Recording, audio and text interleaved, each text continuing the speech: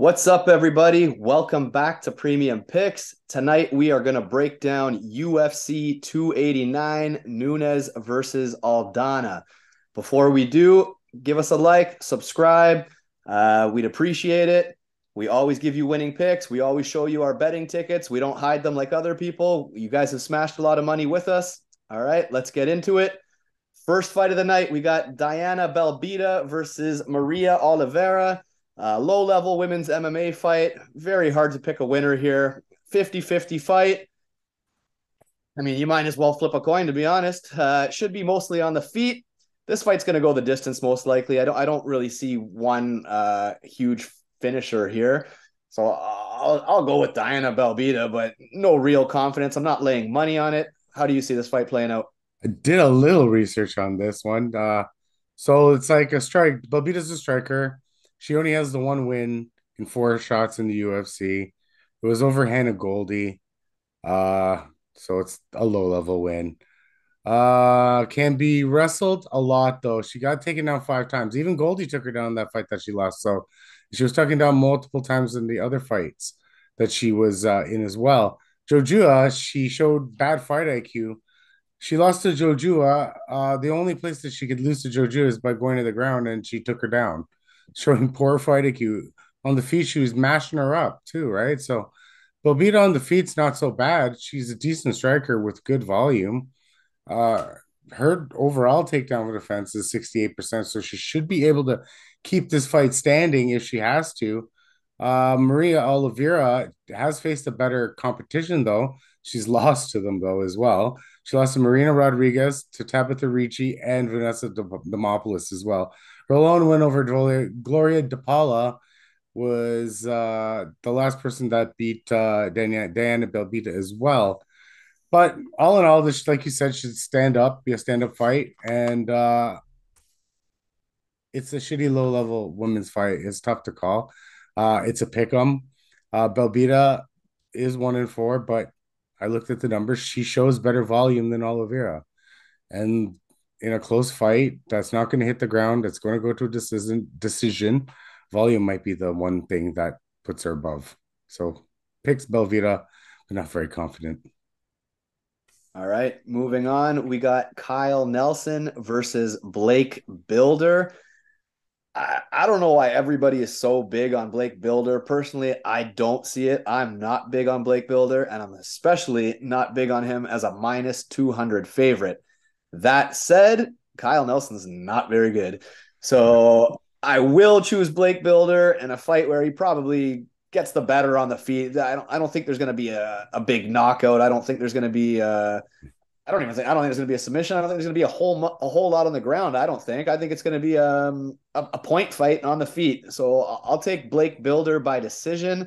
I'm not betting him at minus 200. Like I said, I think he's bound to get knocked out sometime soon. Personally, he gets rocked a lot. Actually, he's always recovered. He's undefeated, so I guess I can't fault him for it. But I think the minute he fights anybody good, he is getting knocked out, in my opinion.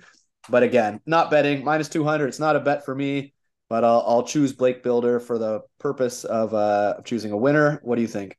I think he's minus 200 because Nelson is Nelson. That's probably it, right? So 1-4-1 in his last six. He's a low volume wrestler, sort of slash striker, but you don't really know what he is because he really doesn't do anything really well at all. He has a takedown accuracy of 23%. So what kind of wrestler is he? The defense is okay, 68%, but I don't think, Bilder is going to try to take him down by any means. Bilder is a volume striker by far. He's shown in his first two UFC fights that he is a volume striker. He has a decent chin too because he can be hit, and he's shown that he can be hit as well. But he has shown a decent chin. So the takedown defense in his two UFC fights is 100%. It's not a big spectrum there to put these numbers up against, but at least Nelson's not going to get one of those shit takedowns and ride out like top control. It's that's all. That's one thing that he could do to win. On the feet, I feel like they are levels apart in like actual striking. Just that his defensive striking isn't the best Bilder, and he can't be hit. But I don't think Nelson's the guy to hit him. So I think minus 200 is fair in this case. But they think the UFC is also doing him giving him a rub here, giving him Kyle Nelson, trying to build up Blake Bilder on this fight. So I'm going to take advantage of this, but he's not a great fighter overall. But minus 200 in this spot, I think is okay. Yeah, you're probably right. I mean, anybody only minus 200 against Nelson, I guess that's good value. I just, like I said, I don't see the whole big deal with Blake Builder. I don't see a high ceiling, I don't but know, man. He got knocked out by Billy Q, and Billy Q does have pillow fists for like he doesn't really knock out anybody. So I don't know, man. Like Kyle Nelson, I know Billy Q can overwhelm you, but he doesn't really knock people out. So for him to finish him, that was a bad look. There's lots of bad looks on Kyle Nelson's record, right? So I this is less about Blake, but more about Kyle. yeah, sounds good. All right, moving on. We got Ayman Zahabi versus Keelang Aori, the Mongolian murderer. Spooky. Um, I think it'll be a fairly competitive fight. Aori should get the better of him on the feet. The picks Iori, I'm not putting money on this fight. I haven't seen enough of either of them to be confident in laying my money down on it. But Iori should win this fight based on resumes, based on what I've seen. Iori looks to be the better striker. I'll take Iori, but like I said, the fight as a whole is going to be a pass for me. What do you think? I've never been that high on Zahabi in the first place, but he has won his last two fights. The last decision was pretty good, but he fights once a year, so that's like a big red flag. And like his takedown accuracy is 16%, so he's not taking him down. So this fight's and his defense is 75%. So we're gonna probably see a striking battle here. Suffice to say, Zahabi enjoys keeping it low volume. Low volume striking affairs are his like cup of tea. uh Koi Lang, or I forgot, I don't know what to call him. Iori also won his Keeling. last, yeah, Key Lang. Iori is won his last two as well. Has a little wrestling in his back pocket, doesn't use it very often. If you can wrestle him, that's where his issues are, like being held down and stuff like that. So in his losses, he's been wrestled. I don't see Zahabi wrestling him here though. I feel like that's not gonna happen. His accuracy is 45%. So with the 75% takedown defense overall in the UFC, I don't see him taking him down. Defense is 55. Again, Zahabi's not going to take him down. I think they're both happy with the stand-up affair. If that's the case, in based on history and fights, Iori throws a little bit more volume than Zahabi. He's more of a distance, low volume guy. So I'm gonna go with volume in a close fight. Most of this is going to stay standing. So yeah, he has good fight. Zahabi does have good fight IQ. So if his brother Faras trains him well for this fight, he might want to train a little wrestling because Iori, if he can be grappled, he can be beaten. I just don't see it happening here. All right, moving on. We got a very good prelim, probably better than some of the main card fights. We got Nasruddin Imavov versus Chris Curtis. Imavov is coming off of the loss to Strickland, I believe, and Chris Curtis is coming off the loss to Gastelum. Imavov looked terrible in that fight, and Chris Curtis was very competitive in his loss. So, based off their last losses, I could see a lot of people picking Chris Curtis here. However, I'm not. I'm gonna side with Nasruddin Imavov. I believe this fight is absolutely gonna be striker versus striker. It's gonna play out on the feet. To me, Chris Curtis is so low output. When he wins, it's because he catches the big knockout punch. He possesses big power. Clearly, he has a great chin. The thing is Imavov also has a great chin. So I don't think Chris Curtis is going to knock Imavov out. And if Curtis doesn't get the knockout, Curtis never gets the decision. So I feel like Imavov is going to be the volume. He's going to be leg kicks, more diverse in his strikes. I think he's going to win a close, competitive, stand-up fight where Chris Curtis bitches about the loss after, saying he doesn't like the decision. I got Imavov by decision. I feel decent about it. I do have him on some tickets that I'm going to show later. Like I said, competitive fight. The odds are almost to pick them. So obviously, high level fight here. I got Imavov. What do you think? Well, this is striking battle at its best for sure. No one's going to try to take out anybody here. Chris Curtis has got some of the best takedown defense in the all of the UFC. So yeah, this volume seems to be key here. So Curtis throws volume when he's put volumes put on him, right? So like Gastelum threw 83 significant strikes, Curtis threw 70. I mean, it didn't even look that close in real life. It looked like Gastelum was bouncing him right out of the cage, to be honest with you.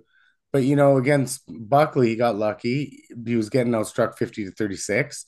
Against Hermanson, he was outstruck 100 to 43. Against Rodolfo Vieira, his the first time he outstruck someone.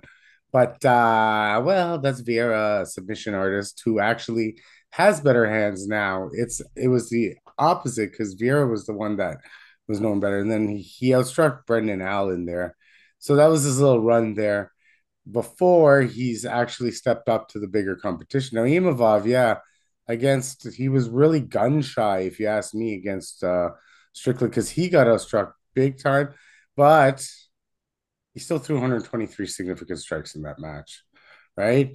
But he just let in 162, which is a hell of a lot, right? So Action Man doesn't throw that much. He throws with more power, but Imavov again showing propensity, just showing a good chin. He's fought Phil Haas twice and not been knocked out. Actually, I think he took Phil Haas to decision, to be honest with you, which is really that's his loss. That Yes, was his Phil debut, Haas. I'm pretty sure. This is his second fight. Actually, he beat Jordan Williams, but everybody beats Jordan Williams. But he beat Buckley, he beat Shabazi, and he beat Heinisch. That's pretty decent resume, just as good as anything Action Man's ever showed. And I feel like the chin, the volume is this is the thing, right? I feel like this is the same fight as the last time with Gastelum, except I think Imavov might be a slightly better striker, technically. But who knows? I think volume wins out. I'm with Imavov as well.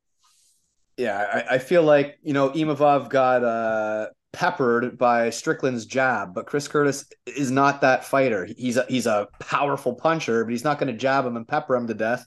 So I think, is Curtis going to Strickland Imavov, or is Imavov going to Hermanson Curtis? I would say more it'll look like the Hermanson fight than it will look like the Strickland fight, if that makes sense. That's kind of how I see it playing out. So I agree. I got Imavov. Moving on, we got Miranda Maverick versus Jasmine Jasudavicious. This is going She's to be. Canadian, man. I did see that. I did see that. And you know me, Yeah. I'm not big on Miranda Maverick. I'm not. I'm not big on her. I was She's just been let me trying to down. talk. I was trying to talk you into her the whole day. She's let me down twice, and it's hard for me to let her back in. Listen, Miranda Maverick should win this fight, and any fight that she can impose her physicality on, her strength on, any fight she can bully you, take you down, she's gonna win those fights. When she can't take you down, she's not a great striker, and as strong as she is, like she's always posting these Instagram photos, like she loves the selfies, man, and she looks jacked and shit, but she's not an amazing wrestler. Like Blanchfield ragdolled her, threw her around like a little kid, like literally was tossing her at will. I know Aaron Blanchfield's an awesome fighter, so maybe in that moment when I was like, this girl sucks, we got to look at the hindsight. Blanchfield is very, very, very good. So, I mean, Maverick should win this fight. I don't like her at minus 300. I don't like betting any girl at minus 300 unless she's super proven. To me, Maverick's not super proven. Um, for me, the fight is actually a pass. I know you're big on Miranda.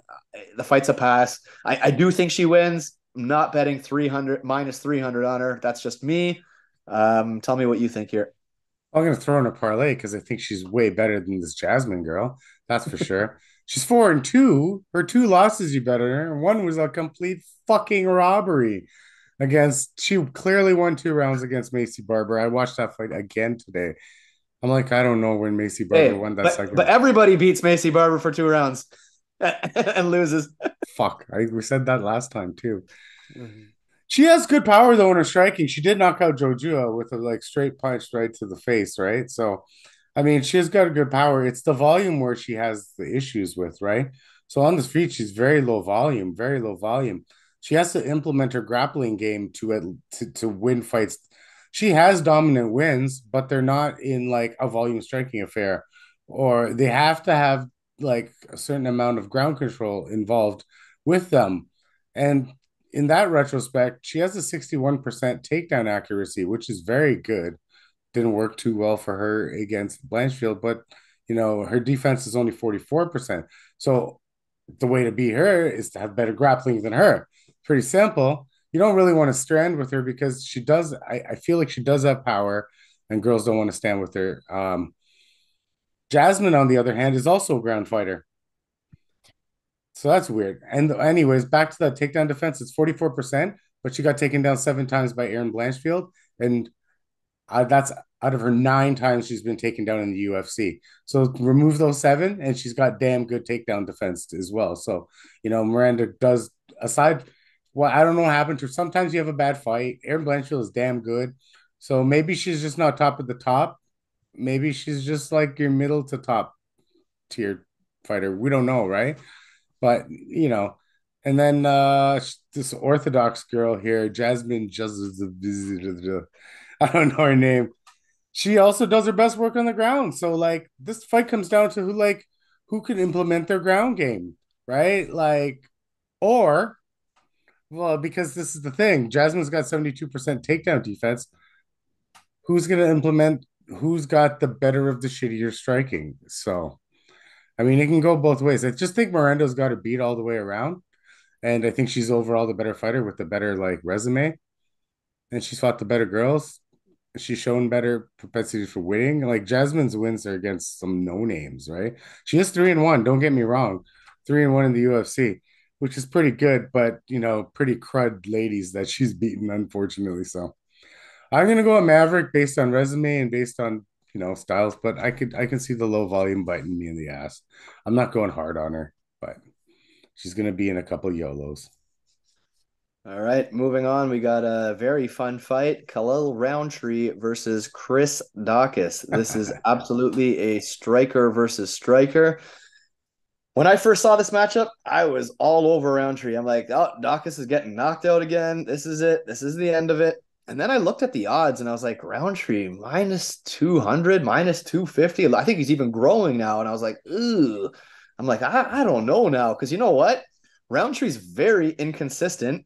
He just won his last fight against Jacoby. I think he got the rub on that. It was a very close fight. He got the decision, and he was gassing hard. Like he started off really good, throwing heavy, heavy shots, and he started huffing wind, man. He was sucking oxygen. Like he was freaking tired. So, like I said, first impression was Roundtree's going to knock Daukus out. I was all in. Then I saw the odds, and I gave it a second thought, and I'm like, you know what? Daukus is dropping to light heavyweight, which could be a good move for him because he had a good little run going, and then people who have that one shot power were putting his lights out. Like he's on a bad streak here. He's been knocked out a few times in a row, so he's dropping down. So maybe the guys don't hit quite as hard, although Roundtree does hit pretty hard. But Daukus's back is against the wall. He needs a win here. He needs the win. And Roundtree is so inconsistent. Like, I don't know the last time Roundtree won 2 fights in a row, like off my memory, not looking at anything. He's I on just it feel like now. okay, all right. Okay, all right. I just feel like he's always trading wins and losses. Like in my head, that's how I see him. He's always like a guy that I don't know. He's never really on that much of a heater. So I feel like Daukus might be able to pull this out. And the only reason I say that is with his value, he's tempting me. Like I said, if it was a pick 'em, I'm on Roundtree, but Chris Daukus is plus 200, I believe. And I believe Roundtree's like minus 250 now. So value wise, I think Daukus has a shot here. I think I'm going to put him on a far shot in the dark. You only live once parlay kind of bet. Again, no real confidence, but I think that's the play for me. Am I crazy? Like, is Roundtree going to chin him? What do you think? I wouldn't say you're crazy. I wouldn't say you're crazy. I just think, Dawkins was brought up a little too quickly in this little heavyweight thing. Plus, he was like a pudgy guy, anyways, to be honest with you. I mean, after his 3 wins there against Olenek, Nascimento, Shamil, they brought him against Derek Lewis, Curtis Blades, and Jarzinho. So he can eat in the top 10 there, that's for sure. So now he's trying his thing at light heavyweight. But like this is actually the best Khalil Roundtree's looked in years, to be honest with you. And now Roundtree has paid his dues. He's been in the UFC a very, very long time. And you know what? To be honest, he has looked progressively better lately. Uh, and you said he gassed. Yeah, he slowed. I wouldn't say he gassed.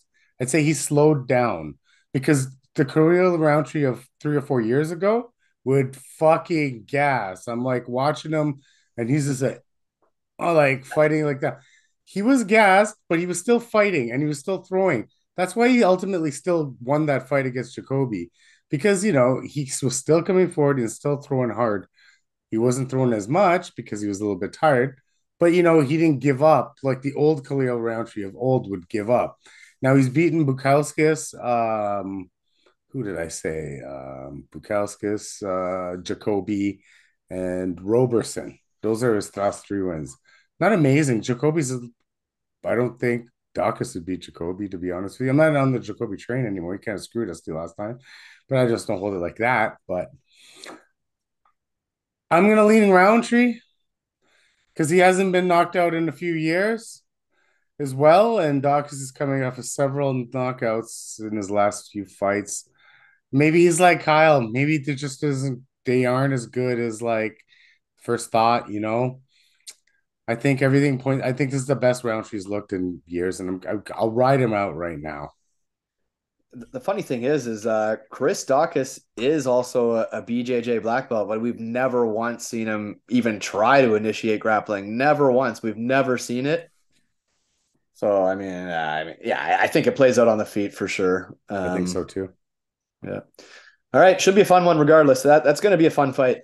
Moving on, we got another very fun fight. One that I have quite a bit of money on actually. We got Matt Shnell versus David Dvorak. Matt Shnell is a fantastic grappler. He's a very opportunistic grappler. He seems to find subs out of nowhere. So you know what? I do have to give him that respect. And for a long time, he was like glass chin. Like you just think everybody was knocking him out, but he showed a tremendous heart. And I think it was 2 fights ago. I forget the guy's name. He was fighting one of these Asian guys, and the fight was freaking amazing. One of the best fights of the year. I was just so back and forth. 1 second he was about to get knocked out, then the other guy was about to get knocked. It was amazing. Like Oh, I Suma think Durji. Oh, buddy, go back and watch that fight. That fight was freaking amazing. And that was the fight where Schnell actually finally showed some like heart and some chin. Like he fought through the adversity, whereas earlier in his career, there was no coming back. Like he was just going down and he was out. David Dvorak, I think his path to victory is striking here, but he's very well rounded himself. Like I wouldn't even just say, oh, he's a striker. He's a well rounded mixed martial artist. He can do everything. So I have a lot of money on David. I don't think he's going to get submitted, and I think he can. I think he's fine wherever it goes. On the feet, I think he's fine. In the scrambles, I don't think he's getting submitted. So I really, really like David in this spot. I think he was only like a minus 160. So like the odds weren't crazy. To me, he has good value. I get it. Matt Schnell has a following. Like I see a lot of people going, Matt Schnell's going to sub this guy. Matt Schnell's going to sub this guy. I don't think so. I like David Dvorak. I think he had a great fight with Manel Kopp, and I'm big on Manel Kopp. Dvorak's been in there with everybody. I got Dvorak. I feel good about it. I have a lot of money on him. I don't know if he's going to finish him necessarily. He might get a knockout, but even if he doesn't, I think he wins all 3 rounds. So that's how I see it. What do you think? I would have a lot of money if I don't bet. Like, yeah, I can't. I never. I always wait. I'm a waiter. I have to see it. Like, I just weird like that. But anyway, Chanel is a dangerous sub fighter as long as he's not getting floored himself. Yeah, he does have a propensity to win fights. He's an okay wrestler. That's the problem. It's just that he's only an okay wrestler. 40% takedown in the UFC. Most of his subs are set up off of scrambles and stuff like that. So, like, he'll take your back or he'll get you from the bottom. It's never worked for submission though. It says it's not like a guy that would use his BJJ to move levels like to side control, to mount, to arm triangle. No, it's not like that. It's some sort of crazy scramble that he gets. Now, Dvorak is a striker with an 81% takedown defense. I don't think he's going to take him down and sub him, just like you said. He has to get him down there. I don't think he gets him down there because people don't get him down there, right? So it's just the way it is. I do find David a little low volume sometimes because I was looking at his significant strikes. in the 60 to 70 range. I'd like to see that in the 80 to 90 range, but he controls distance really well, and his technique is very good, and he's very accurate, right? So he's very accurate. So he lost two in a row to Nicolau and Kopp. You cannot fault him for losing to Nicolau and Kopp, two of the best fighters in the division. What would Matt Schnell do against Nicolau and Kopp? And I'm not trying to do MMA math here. I'm just trying to say, what would they do? How would he approach that fight? The odds wouldn't even be close. We'd be looking at like minus 500, minus 600. So Dvorak has nothing like that. And you put on a good showing against both. Um, if he controls the distance like I think he should, uh, now the only thing I can see is Schnell's pressure. This is Schnell going to come with pressure because I think he has to. Because if he lets Dvorak control this fight, then this is a wash from round one to round three. It'll just be a lesson in distance control and striking, right? So Matt Schnell comes with pressure. I'd be a little scared on Dvorak, but Dvorak has shown that he can control distance and stay off the ground. So why go against the guy that I think is going to win? More past the victory. David Dvorak. Yeah. It's a mid-tier pick for me. I wouldn't say it's like my strongest lean on the card, but I would put it in the second set of my B picks. It's right there. All right, moving on to the main card. First fight of the night, we got Marc-Andre Barriault versus Ige Anders. This is going to be a striker versus striker. Marc-Andre does have some submissions. He does have some grappling skills, but Ige Anders is a beast of a man. The guy is so thick. Like, I don't even know if you can choke this guy. He's got no neck, friggin'. So I see this being a striker versus striker. Call me crazy. I'm an Ige Anders fan, actually. I actually like the guy. I know he's not a mixed martial artist. He doesn't have technique, but man, he's a bull in a china shop. I like him, and he hits hard as hell. Like, he does have that power that can change things. I mean, Marc-Andre is the more technical fighter. He should win the fight. He should be the better striker. He should be the better grappler. But like I said, Ige has that equalizer in the power. So can he hit Mark? Can he find that chin? Maybe. I think he has a shot. I think he's more alive than people probably think he is. Do you happen to have the odds there by any chance? I don't have him on me. I Okay. would think Barrios is a slight favorite. If I had to line the fight, I'd say minus 125, minus 130. Okay, well, I'm checking. I'm checking now, but that's the A train line on that fight. That's what I yeah, I was would. gonna say if Anders is like plus 200, plus 300, I think Oh you'd be no, that'd be a travesty to Eric Anders to have him at that. yeah. Here it is, minus 135. Oh, This that's what guy. I would have lined it. That's exactly where I lined it. The A train odds. Yeah, Yeah, so I mean, Marc-Andre is the more technical fighter. I don't think he has anything that should finish Anders because Anders, I don't know, man. Like I said, he can be outclassed and sometimes shell up and get finished like that, but I don't know. Marc-Andre might have the volume, he might have the technique. Anders has the power. I think it's gonna be a it's fuck. I don't want to pick against Anders, but I guess I have to. I'm not betting the fight. I hope Anders wins. I like Anders. I'm rooting for Anders. What do you think? I think he's going to stand up on the feet, and it's not going to go to the ground. And Marc-Andre Barriel will just like try to wall install and use. He does have better volume. That's Eric Anders' Achilles heel is his volume. He is a pretty good fighter. Has a really pretty good chin.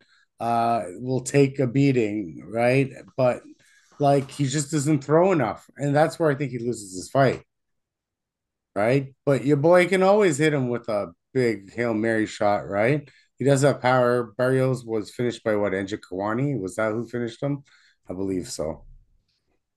Yeah, no, Anthony Hernandez and Anthony and Chitty Bang Bang. So, if you believe in fights like, you win one, you lose one, then it's time to lose one here, to be honest with you.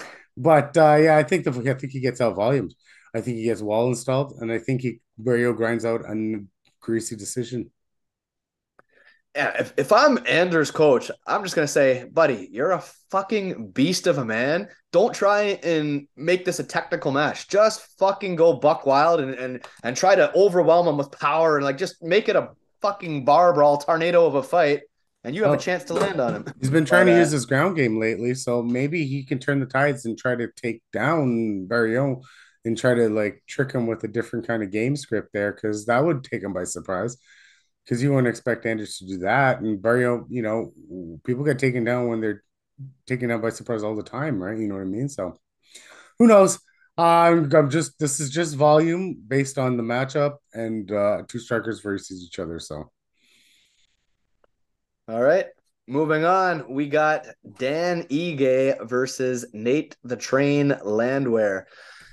This is a strange fight too, to be honest. Like I find these main card fights weird. I like the prelims better, to be honest. Ige and Landwehr, where do we begin? Ige, decent boxer, decent boxer, decent takedown defense. Nate Landwehr probably has an advantage if he can get on top of you, I guess. Uh, I mean, Nate's got more momentum. He's coming off a win. I think Ige's coming off a couple losses. So Nate's coming off three. a three. Yeah. And what's Ige's coming off a few losses, no? He's coming off of a one win. It wasn't that big of a deal, I don't think so. He's coming off of a win on Damon Jackson, but then three losses right before that, like you said. Yeah. So I think Ige opened as a pretty big favorite, which I messaged you about because I didn't think it really made sense.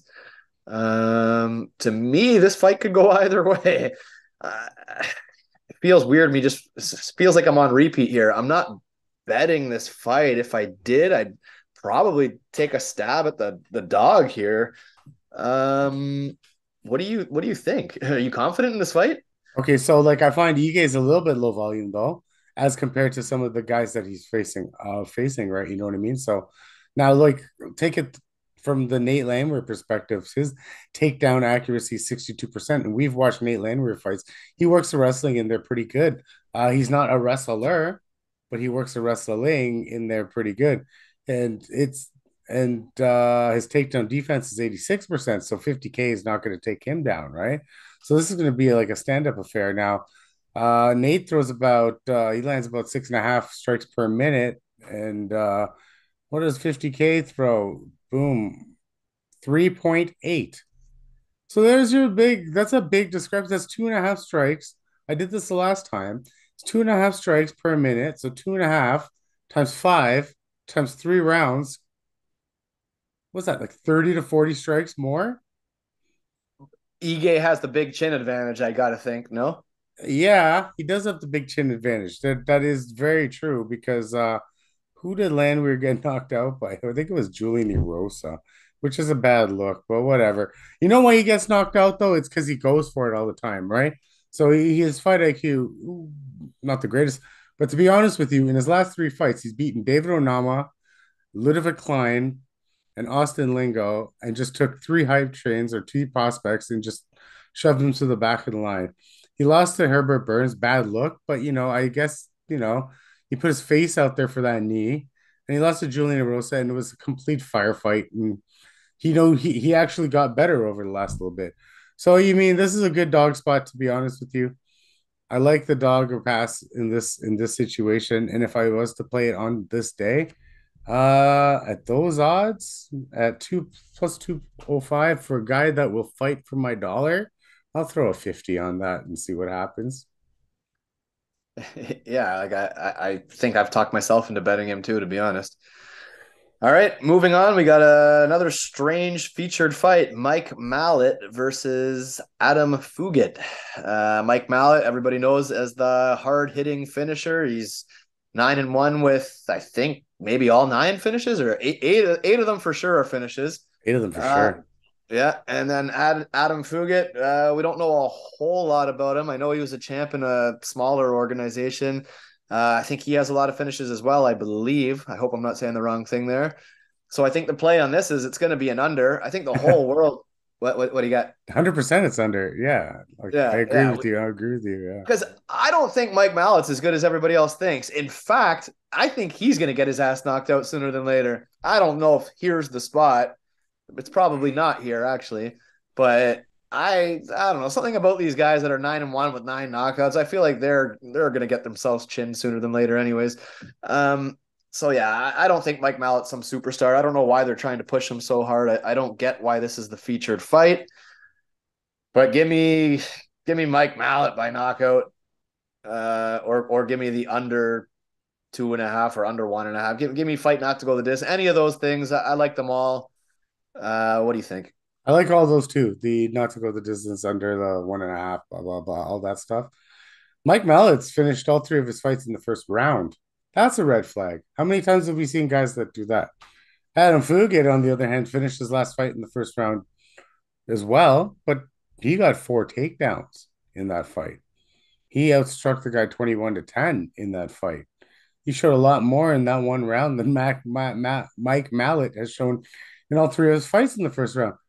Two of those fights, he's only thrown 9 strikes and got the knockout, right?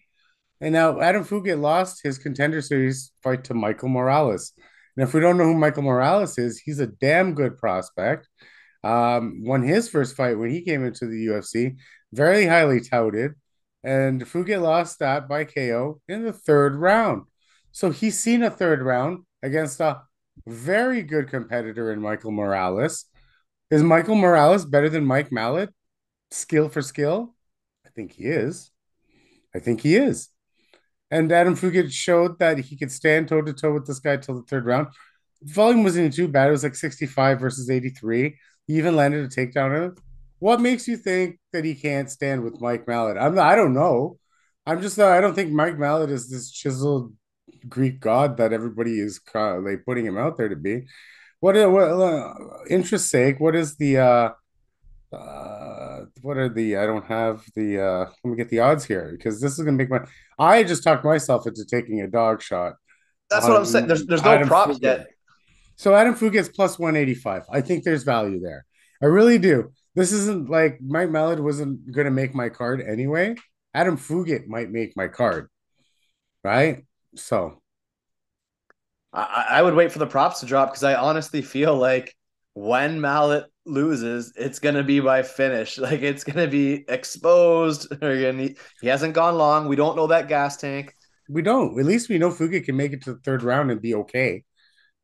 And guys that are throwing everything into every punch that are always getting those quick knockouts, those are the number one guys to gas.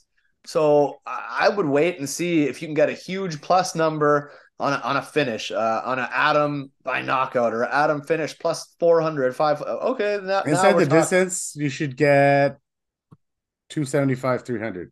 I would think so. Well, that's what I would be looking for personally. At 185, I thought he looked good, but now that you brought up those points that this fight's not going to get finished anyway, might as well. Might as well. All right, moving on. We got the co-main event, which is the people's main event. We got Charles Oliveira versus Beneil Dariush. Wicked fight. Obviously, Oliveira was a great champion. The guy fights like an absolute madman. He is always kill or be killed. Very rare will you see Charles fight go the distance. I think Ferguson was like the only one that comes to mind. And that's because Yeah. Ferguson's so too crazy to tap. Looked like his arm was going to snap or whatever. And then we got Beneil Dariush, the guy who's been passed over way too many times unfairly. He certainly deserves a title shot. So I like Charles Oliveira, but man, Beneil deserves his chance. So I want Beneil to pull this win out. On paper, this is a fantastic grappler versus a fantastic grappler. I see a lot of comments on the internet. Oh, Oliveira's going to sub this guy so fast. Oh, he's got listen. Oliveira has an extremely dangerous ground game. Extremely, like he's flashy. He's opportunistic. He's all the things you like to see. Great at scrambles. Beneil Dariush is a world champion jiu-jitsu practitioner himself. People don't realize he's a fantastic grappler himself. He's not as flashy. He's not going to be the one on the bottom throwing up triangles, but he should be able to take him down and at least win positionally from the top position if he wants to play that route. And if he doesn't want to play that route, he should be able to keep this standing. But I mean, maybe that's playing with fire. Like, I mean, I think Dariush can drop him, and I don't know if he's going to club and sub him. Maybe he could. Maybe he could stop him with strikes. I don't know.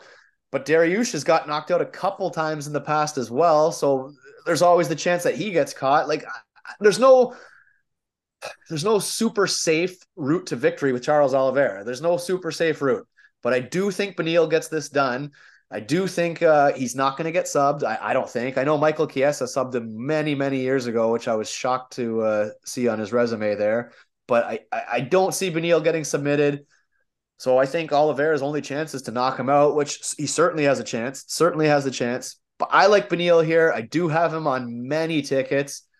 I got Beneil. What do you think? He's not going to get sub. I'll tell you that much. 80% sub, 80% takedown defense, and Charles is wrestling. What? Charles is good. Charles is my boy. I love Charles for years. But like, when's the one time his wrestling looked super good was against Tony Ferguson? Then it's just been normal, nothing crazy, right? And Beneil is very strong, very strong. So I don't think Charles can push him around.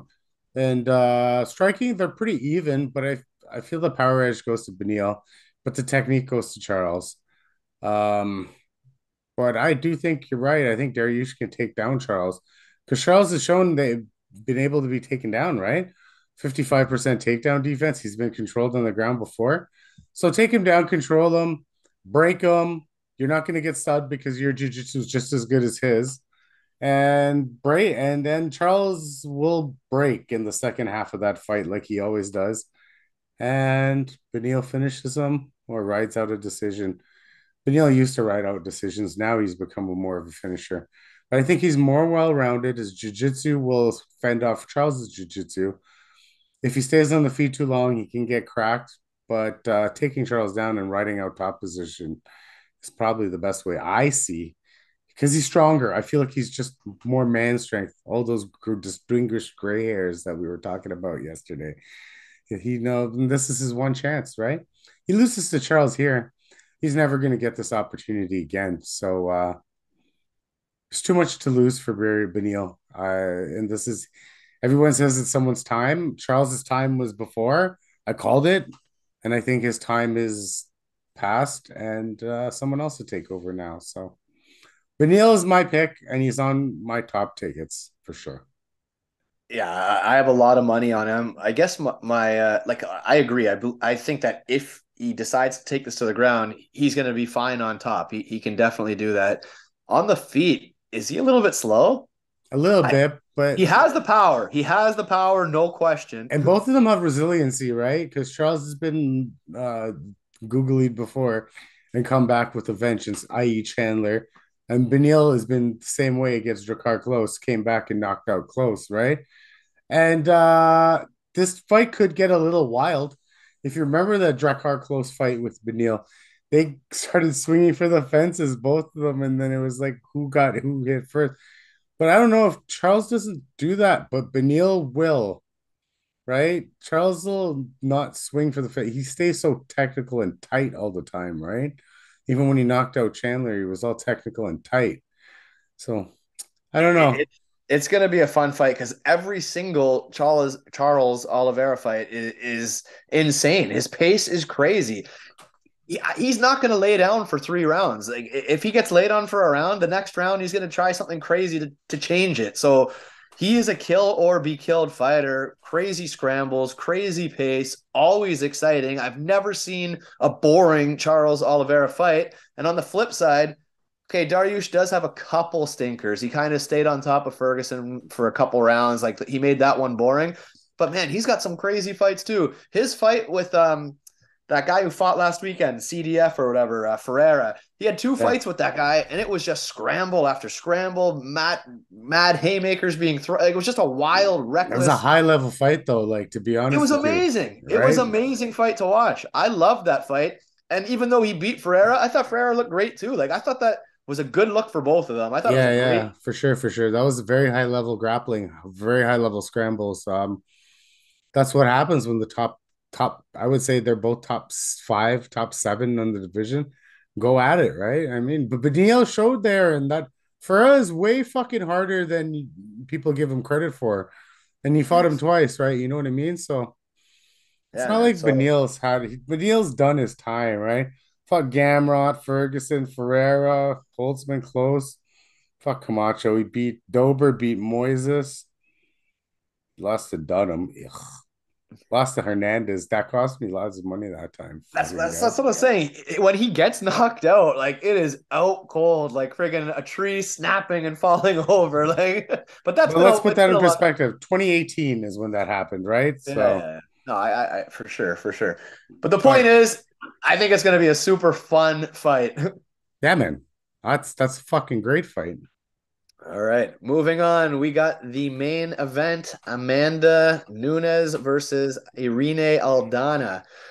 Uh, it's hard to say what's going to happen in this fight, to be honest, because at first glance, it looks like boxer versus boxer, but it wouldn't surprise me if either one of them shoots, to be honest. So I'm not sure if this will be on the feet, if this will hit the mat, if it will go long, if it won't go long. I'm not sure. Like this is a fairly interesting fight. I wanted Aldana to have like worse odds. Like I wanted her to be like a plus 500 because I want to bet on her, or I wanted to bet on her. But she's actually closing. The odds are closing. She's only a plus 250 right now. So money's coming in on Aldana. And I think it's because one, she's big. Two, Nunes is getting older. So I think people question her hunger, her motivation. So we don't know what we're gonna get. Uh, man, I want to go with the Mexican chin, Alexa Grasso training with Grasso, the other girl who just did it. I really want to pick Aldana, but I know like Nunes should have the better hands. She should be the better grappler. Holly Holm grapple fucked Aldana a few years ago. Like I mean, you'd think Nunes should be able to do that, but I don't trust Nunes' gas tank, and I don't trust her motivation. So I'm not betting Amanda Nunes. I'll tell you that. If I'm betting, I'm taking a stab on Aldana, but I'm also not the biggest Nunes fan. I know a lot of people are. So for me, I'm chilling for now. I'm waiting. Maybe I'll see how my other bets play out, and then I'll jump on it last second. Or if the line moves a lot, I'll jump on it because I'm not confident how this fight will play out. What do you think? I think I'll bet Amanda Nunes in some sort of parlay.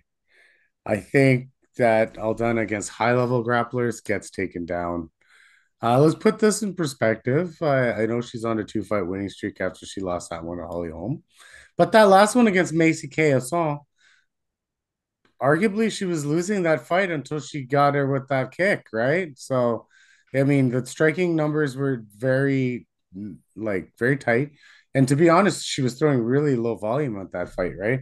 So we're talking about a third round KO by Aldana, but at that point she had only had 37 significant strikes, right? And Macy KSL had 39 significant strikes with 2 takedowns.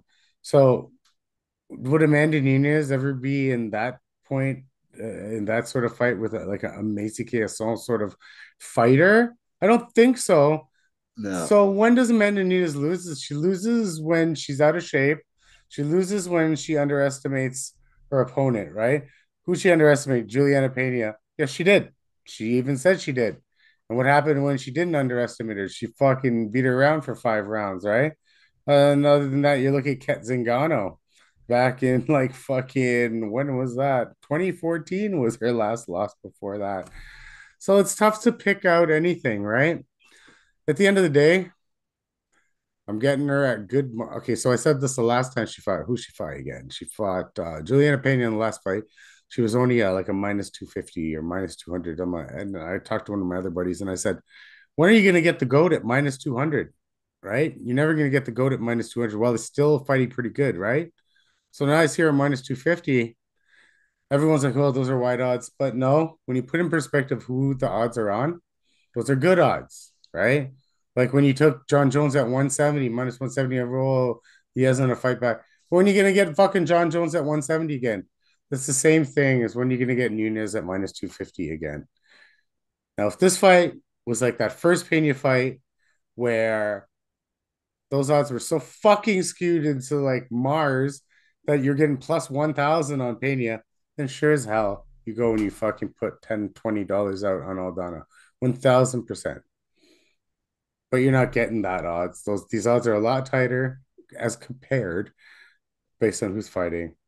And then you mix her with a Dvorak and a Beneil Dariush, and I feel like I have a nice strong ticket, And it's not, and you know what? If you don't like that, I think she's going to wrestle her. So this fight's going to go a little bit farther into the rounds. It may even go to decision. Mexican chin on Aldana, so she probably doesn't get knocked out unless it's a good shot. So taking over 2.5, over 3. Fight reaches round 4. Those are pretty safe as well. I feel like the Mexican chin should hold out.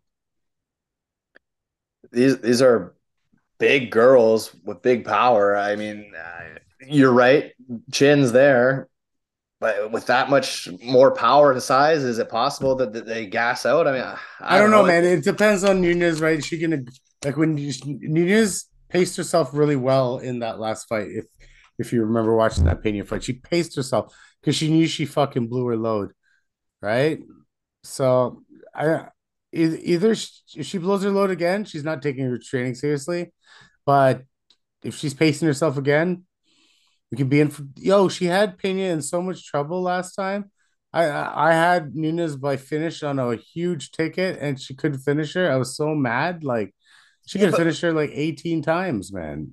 that's another thing, though. Is that really a good look? Sure, she came back and won for 5 rounds, but is Pena good? Like, friggin' not really. Like, Uh you don't think she's Aldana would knock her out? no. Aldana knocked out that Ketlin Vieira, who I think is actually a tough butch girl, man. She's a fucking plotter though. She doesn't have half the striking then. So Adana can knock out girls, but I don't think she's ever seen the shit that comes back at her. Right? So has she's like not even Holly Holm wrestle fucked her for that fight. So she didn't even fucking Well, get the did Holly Holm panic wrestle though? no, it was a She good wanted nothing to do with the stand up. it was a good game plan. But she's a Golden Glove fucking Hall of Fame boxer. Why would she want to stand up with her? Like I don't get it, right? But anyways, Amanda's never strayed away. She stood up with Cyborg, knocked her the fuck out. Right. So Yeah, I have a I wish. rule. I don't I know we do all these breakdowns and stuff, but I have a rule. I won't go against the goats until the goats let me down. Right. I might break that rule with John Jones and Sergey Pavlovich, but He ain't taking I that fight. I don't know. But here's the rule, man. Nunez on parlays, Aldana is a single, right? I mean, if you want to do it that way, like that's a good safe way to put things, right? Nunez on parlays, Aldana on a single. Do all your parlays with whatever parlays you want to do with Nunez. Get it there, and then fucking hedge out with Aldana. Get yourself some profit, and fucking call it a night. You get Yeah, anything there, buddy. Anything with Nunez to the end, you're getting a 600, 400, $600 payout on any parlay, right? Because their odds are so good. Because you put minus 200 with a minus 200, you're already getting plus money, right? So, yeah, no, you're 100% right. I mean, and the other thing too, Aldana's not young; she's old, so fuck. But if you're on the Amanda side, and many are, and I don't blame you at all, I actually think the line's gonna keep closing, and it's already moving. So I think wait a little bit, and you might be surprised. You might get this might close Amanda 175. I think it's gonna get even tighter. I think a lot of people are questioning her, and a lot of people are betting on Aldana here. So wait closer to. We're still 2 weeks out, so there's gonna be a lot of movement still. I still think. In a minute, we're gonna show a few parlays that I've placed. I just jumped on a few because I didn't want the lines to move yet. There's no props out yet, so we might do another one in a week or so when there's more options. But for right now, my spots that I like are Dariush, I like David Dvorak, and I like Imavov. Those three parlayed together. I like those three. Do you have any additional spots or any spots that you're liking? let me get the card, pull up the card here. Where is it? Here we go. I do like the Danino side of things right now. Be Dariush for sure. Uh, there's a couple underdog spots I want to hit too as well, right? But we'll see how everything else goes. But Fugitt and Landwehr are tickling my fancy and tempting me. I like Dvorak. Khalil Rountree is going to be part of it somehow. I'm on my end of Maverick. I know you're not, but That's fine. No, I've taken her at minus 400. I've taken her at minus 300. I don't know why the hell when I take her at minus 250, right? Imavov's good, and the rest are low level. I might put in Blake Bilder because I have a little take on that one because I think the UFC is building him up. I feel yeah. like it's a fucking lock because they want him to win and they don't want Kyle Nelson to win.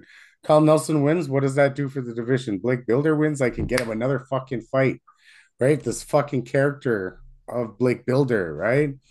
Whatever it is, right? So that's my take. That's a take. Sometimes I just go behind the scenes and just take a take and run with it. So I like Bilder a lot because I feel like the UFC is pushing for a Blake who goes to a quick. This thing gets to a decision. Who gets that decision? Blake Bilder will get that Andre decision. Arlovsky. Andre Arlovsky. Blake Bilder will get that decision. But yeah, I mean, I like 5 or 6 spots on this, and the odds are not too crazy at minus 200. And I do like I do like underdogs, right? And to put in perspective as well, like every card you get a couple underdogs, 2 to 3. It's never like all these guys that like to play value boy. It's just those rare cards where you get the 7, 8 underdogs. You're more as well like when it's underdogs, it's 2 to 3 spots a card, if that. Vegas usually gets it right.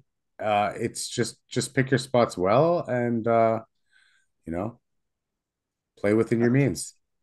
Yeah, absolutely. All right, guys. Like we said, this is very early. There's still another card before this card. So these are our initial early predictions and early bets. We're still going to do a little bit more research. We still have to recap this Saturday's card, which hasn't happened yet.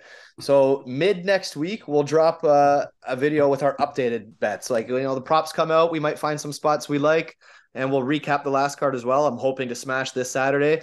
If you haven't seen the video for this Saturday's card, check it out. The Cara France versus Albazi. Decent card this Saturday. There's a lot of spots we liked and a lot of spots we bet as well. So check that out. And this card might not be the strongest, but the next couple pay-per-views after this are absolute monstrous cards. Like, I am so excited for UFC 290, UFC 291, Spence and Crawford, same night. We got some really, really good cards coming up, good stuff to look forward to. Our website should be up in another week or two, so that's going to have some good stuff for you as well. We're talking with some betting websites. We do have some pending deals, some things being worked out. We hope to have some good news for you guys soon. I'm pretty confident we will. But we'll talk next week, and we'll see how we do this Saturday, and we'll try to find some props for this next card here that we're talking about. As always, guys, like, subscribe, drop a comment. Who's your lock of the card? We want to know who your locks are. Hey, drop us some inside tips if you got any, or if you don't agree with our picks and you feel strongly another way. Let's talk about it. We love engaging. We love the comments. We appreciate each and every one of you. So let's keep it going. Let's smash like we always do, and we'll talk soon.